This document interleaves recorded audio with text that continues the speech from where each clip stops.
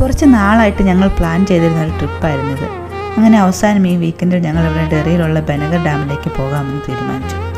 എൻട്രൻസിലെ മാപ്പിൽ നിന്നൊരു basic idea ഉണ്ടാക്കി ഞങ്ങൾ യാത്ര തുടർന്നു. ഏകദേശം 2.5 മൈൽ ദൂരമാണ് കാർ പാർക്കിങ്ങിൽ നിന്ന് ഡാമിലേക്കുള്ള ദൂരം. പക്ഷെ നമുക്കൊട്ടും തന്നെ മടുപ്പുണ്ടാക്കുന്ന വിധത്തിലുള്ള സീനറികളാണ് വഴിയിലുടനീളം. ചെറിയ ചെറിയ അരുവികളും നീരുറവകളും കുഞ്ഞു കുഞ്ഞു വെള്ളച്ചാട്ടങ്ങളും കാടിൻ്റെ പച്ചപ്പും കൂടാതെ ബോണസായി കിട്ടുന്ന കാടിൻ്റെ സ്വന്തം ജീവജാലങ്ങളും ഇവയെല്ലാം നമ്മുടെ യാത്രയെ വേറൊരു തലത്തിലേക്ക് എത്തിക്കും.